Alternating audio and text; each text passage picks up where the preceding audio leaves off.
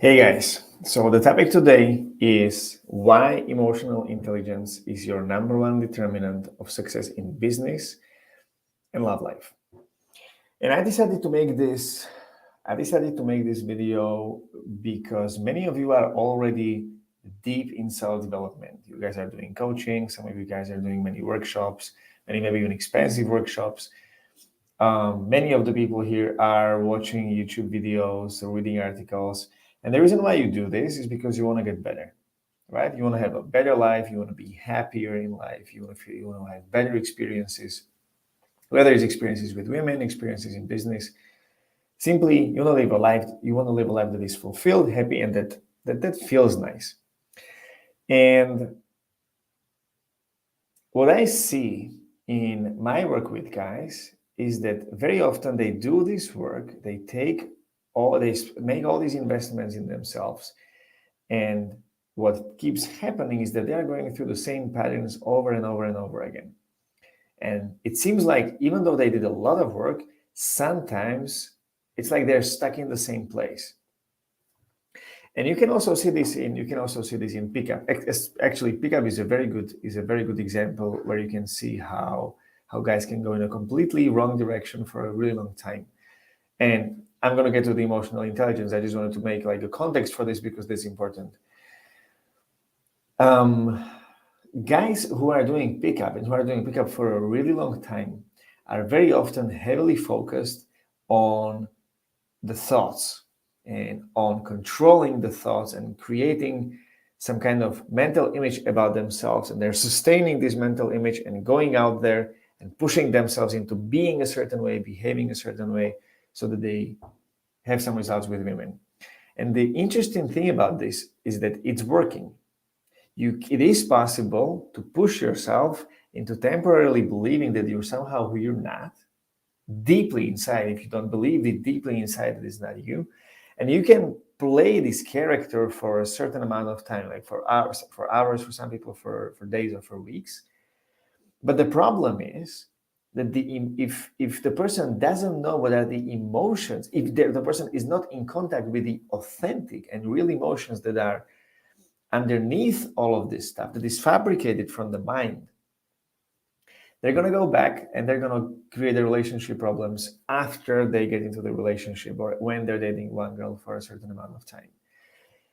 You can see the same thing in business, where guys who are really like pushing themselves hard and they do like all this like state pumping stuff and I must, and they overcome resistance more and more and more, and it gets to the crazy dimensions. And the resistance is so huge that it becomes extremely efforting to do the work and to keep going in their business. And these guys are then experiencing burnouts. These guys are then experiencing like really emotional outbursts there can be. And they have to somehow let go and release this steam and this accumulated energy. Many of them are doing this with porn. Many of them are doing this with alcohol, with overeating, with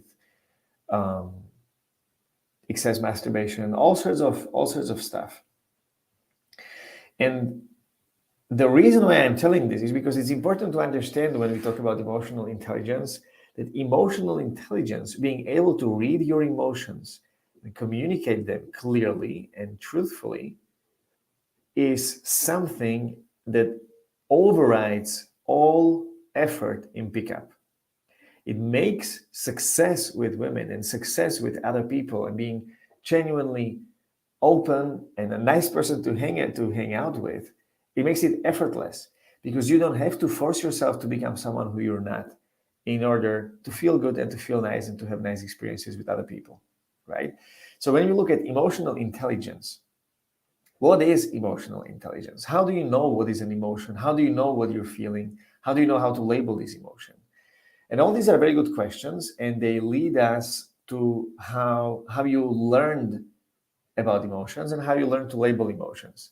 Now, you might have grown up in various types of environments, and based on what kind of environment you were growing up in or the experiences you had in the past, you either learned how to label your emotions correctly and communicate them correctly and truthfully, or you didn't learn that. And instead of that, you learn how to hide your emotions, run away from your emotions, and communicate them indirectly Because if you are communicating directly, it might be threatening, it might be scary, and you might get experiences of rejection that you might not be able to deal with, right?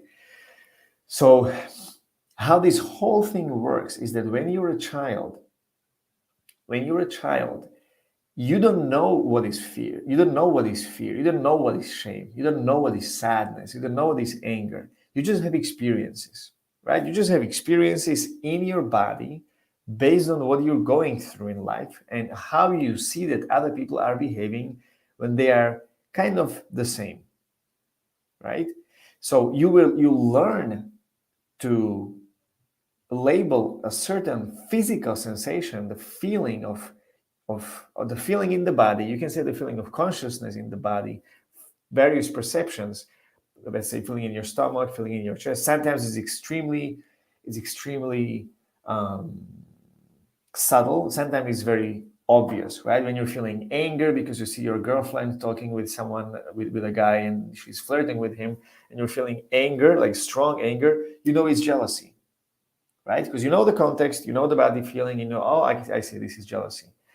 The problem is when guys learn to label their emotions incorrectly.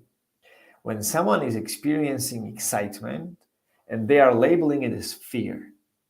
When someone is experiencing anger and there is so much shame about feeling anger that these people learned in the past, that they say, I don't feel anything. I'm not feeling anger. I'm perfectly okay. I'm 100% fine.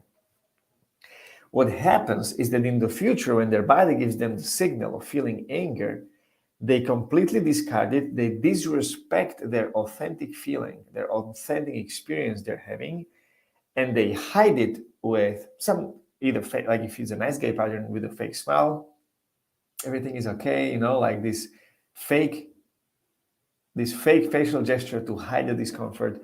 When someone is feeling sad, they go immediately into desire, immediately into doing things, right? I can't feel sadness. I'm just not working hard enough. And these guys are getting into workaholism because, like, if you get job done, if you cross things off your to-do list, that's a dopamine shot every time you do that. And dopamine feels better than having to face the fear of allowing your sadness to come out. For a man, like allowing them to, himself to cry still in this age can be a very intense and very risky, psychologically risky experience. So when you have all these dysfunctional and mistaken patterns of how you label your emotions, and what you are experiencing does not match with what you think, what you believe you are experiencing, then you are in some kind of dissonance. If I'm experiencing fear and I believe I should not experience fear because I should already have discovered, then I will be experiencing fear of feeling fear. And if I'm experiencing fear of feeling fear, then the emotion is going to be jumping back and forth between the walls. It's like having two mirrors, and the fear of fear becomes fear of fear of fear. This gets more and more and more and more, and the fear grows, and then you have fear of failure that is devastating. I remember when I had these feelings when I was supposed to give a speech in front of several dozens of people, and I was extremely afraid. I was afraid as if I was going there for execution, and that's the effect of this. I wasn't able to label first of all the emotion correctly, and then working through the release. Because here's what happens. If you label the emotion correctly, if you know what you're feeling, if you know what you're experiencing, then you can have compassion with yourself and you can give yourself permission to feel whatever you're feeling, just like you would do to a child, right? If you have a child and the child comes to you and says, Daddy, I'm afraid, you're not going to say, shut the fuck up and then go to your room, deal with it, right? You will say, well, you will make him come closer, you will have a conversation, and you will ask, what is the fear?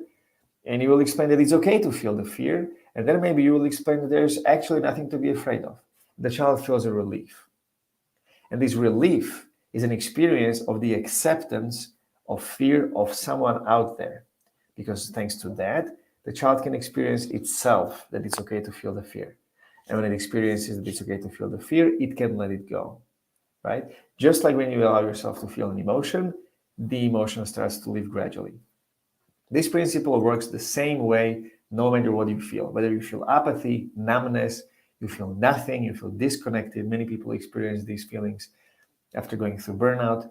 Or you feel sadness, you feel sorrow, you feel melancholy, you feel grief after someone passed away, maybe. Or if you feel extreme fear, where you feel that your nervous system is completely collapsing, or desire, anger, all these emotions you can allow yourself to feel, and you can learn how to release them. The first thing that you need to know is how to label them correctly. So you need to have something I call emotional literacy. Emotional literacy. I genuinely hope that one day this will be taught at school from the age of 7, so that kids learn what they're feeling and that it's okay that they're feeling it. When you have emotional literacy, you can connect with what you're feeling. Then you can go through the process of emotional releasing. And with this process, you can let go of what you're feeling so that you feel lighter. The reason why emotional releasing works, and actually emotional releasing is the essence and the core of why all the therapy and all the healing modalities work. The reason why it works is that it's a natural healing mechanism. Just like when you cut yourself on the hand, you don't have to do anything and the hand heals itself, right? There's not going to be like an excess skin hanging out because they didn't heal correctly. No, your body knows exactly what needs to happen in order to heal. You get sick in 2 weeks, most of the time you're healthy. You get COVID, your body heals itself. And your body doesn't overcompensate to overheal, it heals into its own natural state, right? No one has grown a third arm because he had a broken arm before. Everyone has 2 arms and everyone heals to their 100%, not more. When it comes to emotions, it works the same way. If you're experiencing something, some emotion, and you're not resisting it, you allow yourself to feel the emotion, you literally give the flow of consciousness in you to heal what you are experiencing. And it doesn't heal to excess. If you're feeling apathy, the apathy is not going to heal into you becoming homeless because you don't want to do anything for the rest of your life. When you allow yourself to feel the apathy and you do the process of emotional releasing with apathy, your body, your emotional body naturally starts going up. Your energy starts to go up, and you're gradually moving through the emotional scale all the way to the feelings of courage, acceptance, joy, love, and peace. And naturally, you will feel grateful. You will feel more gratitude for life because why not? Because if you look around yourself, even now, if you do this, if you look around yourself, the fact that you can watch this on your own computer or your phone is a fucking miracle. How aware you are of that? Like how conscious are you of this fact? You might be, you might not be. If you're not, the only reason why you're not is because there has been stuff going on during the day where you are feeling something that was uncomfortable, where your mind is busy trying to resolve problems that are coming from the emotions of fear, of maybe desire, of anger, of jealousy, of apathy. And because of that, you don't see that. But when you let go of these emotions, you create space for this for consciousness to naturally get you rid of this stuff, just like when you cut, the cut gets inflamed to kill all the bacteria, and then the inflammation goes away on its own. The same way, when your natural healing mechanism when it comes to emotion takes place, you immediately start going higher, you start getting better, and you naturally start feeling grateful. Because in the end of the day, if you look at your life and if you look at where are you now and look at your past, I don't know how many years, it's crazy how many coincidences happen in order for you to be where you are. It's crazy how much gratitude you can be feeling right now if you were objective, if only you were objective. And by the way, there's science for this. There's science that's there is something called negative bias. Negative bias is the tendency of your mind to focus on the negative in order to survive, right? It's much like in prehistoric times, it's much more likely that you will survive if you pick up the negative patterns, what's not working in your surroundings, so that you can adapt to that, so that you don't get eaten by a lion. If the prehistoric man would be walking around the jungle feeling gratitude and not developing his survival skills and sharpen his senses and sharpen his senses simply, then you and I would be fucked today. We wouldn't be probably here. So, and these things are there. right? Like this, and if you look at the spiritual literature, if you look at the philosophy, the Stoicism, you can look at the Buddhism, you can look at how Hindus think, how Taoism thinks. It's all the same thing. If you keep doing this work for long enough, eventually you realize that gratitude, courage, acceptance, joy, love, and peace have always been there. They have always been there as an underlying energy that is only temporarily covered with crap like worthlessness, sadness, desire, anger. Even if you feel the most joy in your life and you want to twist the neck to your girlfriend because of whatever she's doing, is there, and it's temporary. It can be dealt with, and there are tools to deal with this.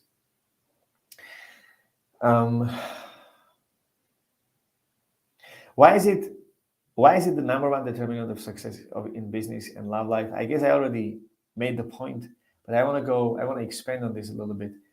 If you go on a date and you know what you're feeling, right? If you feel the desire for the girl, you're not ashamed for feeling the desire and you're not communicating it indirectly, you're enjoying the desire you have for her because you know it's a natural part of you, you allow her to see that.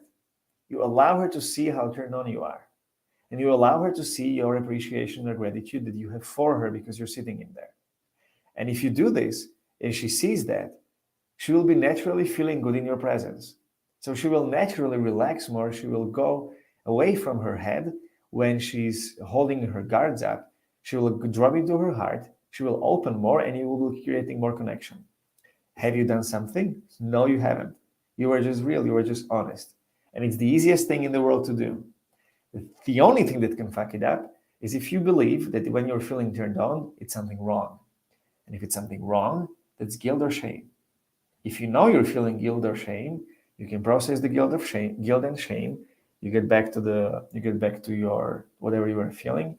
You just share that. If you're feeling that you feel disconnected because somehow you're having difficulty to relate to her, and you don't know how to share that because you're running a nice guy pattern, what you'll do probably is that you'll be there listening to her, checking watch every now and then in a way to make sure that she doesn't see you because it's impolite. And after 2 hours, you're going to go home with a fucking headache. You're going to have a headache because you were listening to a person that you're absolutely not interested in, and you were just there in order to be polite. What is the truth? If you are able to read what you feel, to communicate what you feel, and to release what's preventing you from communicating authentically, you might actually say that. You might actually say the truth. Look, I'm sitting here with you. We've been here for 20 minutes, and I really like this place. But for some reason, I'm having difficulty to connect with you. I don't know if it's me or if it's something that you're dealing with. So I just wanted to, what's going on? Do you feel the same? And then she goes into, yeah, maybe. And you might discover that she has had a really shitty day at work and she didn't want to put it on you. So she was kind of like in her head disconnected. And she was trying hard, you were trying hard.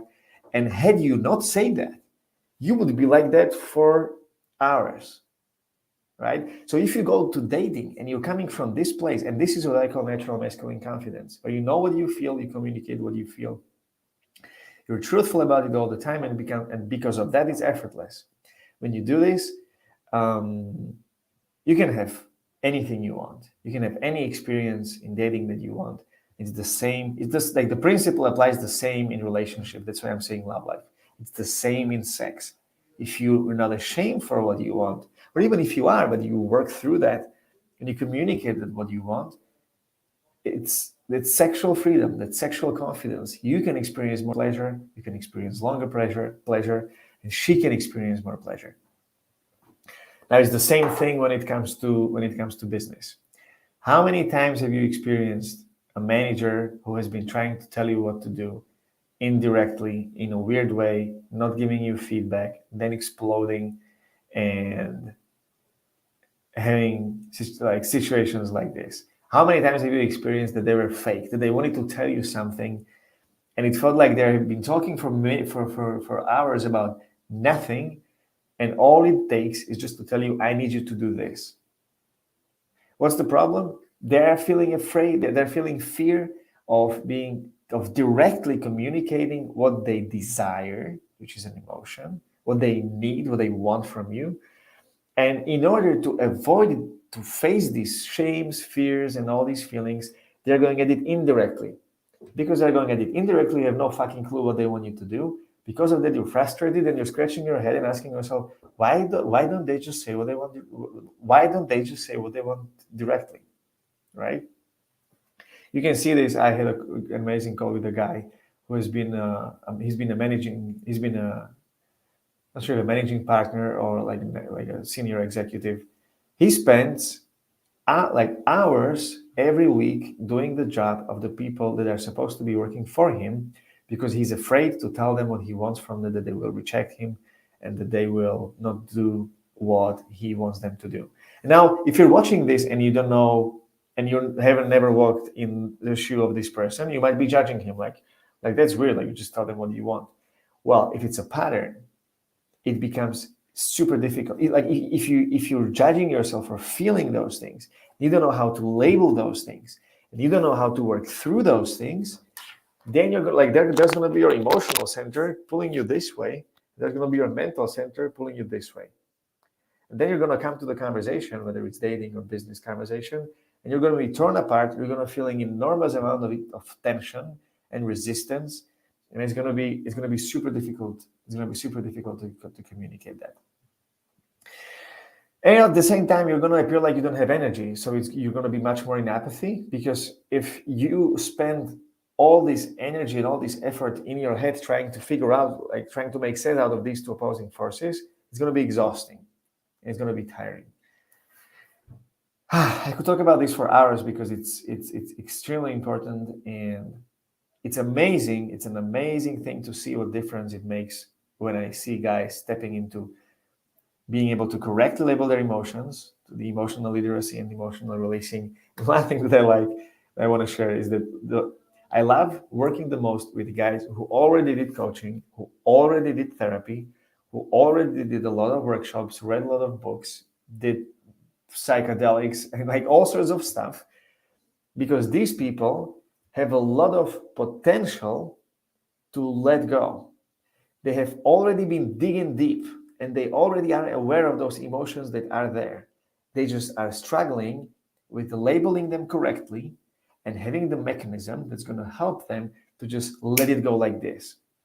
So when this happens, I have experiences like guys who are almost magically shifting their lives in few months. A guy who has been going to therapists for years, and then he comes to therapy after 2 months of working with me and the therapist is almost fearful that how is it possible that this person has experienced so much change and so much shift in such a short period of time. And I swear to God, this therapist told this guy that be careful because it's temporary. It's impossible that you feel this way in the long term. Well, bullshit. The guy has been feeling like that the same way all the way to today. Now he's running 5-figure business per month. So, and this is a perfect case of a guy who has been doing therapy, who did coaching, who did workshops, who did many things. He was just missing this final piece, and that is the emotional releasing. So all these guys are the reasons why emotional intelligence is your number one determinant of success in both business and love life. And by the way, if you look at research of world-renowned consulting companies like McKinsey or Boston Consulting Group, and I mean even like the World Economic Forum, and like you can see this showing up consistently, that emotional intelligence is showing up as one of the top skills of the future. And this is the reason why.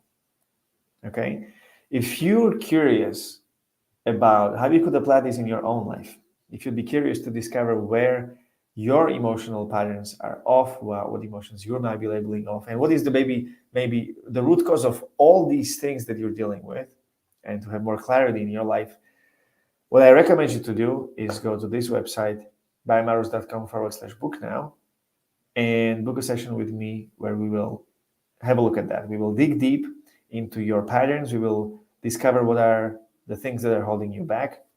And then we're going to talk about what it would look like if life would be the way you wanted it. Okay, how you could possibly use natural masculine confidence, how you could express yourself, what you could build. If you don't know that, that's okay. We're going to figure it out on the call. The purpose in the end is that I'm going to give you a step-by-step solution. If I'm able to help you, I'm going to give you a step-by-step solutions on what are the steps that are necessary for you in order to do the shift to the natural masculine confidence. What would it look like, and why these steps will work for you. Okay, this call is free. You can book it on bymaros.com/book now. The reason why I'm doing this is because first, I like to help guys. I like to work with people and help them work through the things that I was dealing with myself. Is the first thing. And the second thing is that if I give you value and you like what you experience, and you like the solution that I will be proposing to you, I will offer to you my services, and maybe we will end up working together. Okay. So if you want to dig deep and find out what's possible for you, go to bymaros.com/book now, right now, and book the session with me today. So until then, take care, and hopefully I'm gonna talk to you soon. So thank you for watching, and bye-bye.